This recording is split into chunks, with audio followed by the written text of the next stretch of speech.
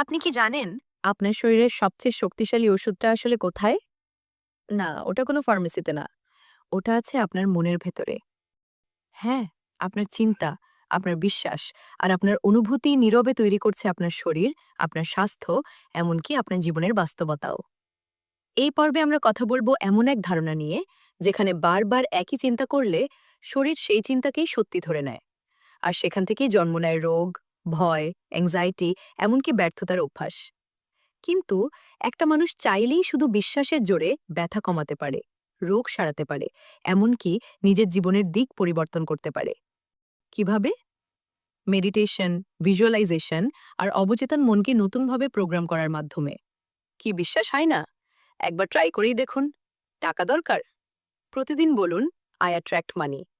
বারবার মানুষের কথায় আঘাত পান? বলুন, I said my boundaries and remove all negative energy from my self. রোগ শোকে ভুগছেন? বলুন, আই হিল মাইসেলফ। তারপর দেখবেন ম্যাজিক। এটা ১-২ দিনের ব্যাপার নয়। অনেক দিনের প্র্যাকটিসের পরে রেজাল্ট আপনি নিজের চোখেই দেখতে পারবেন। তাই যদি সত্যিই রিয়ালিটি বদলাতে চান, তাহলে আজ থেকেই ভাবা নয়, ফিল করা শুরু করুন।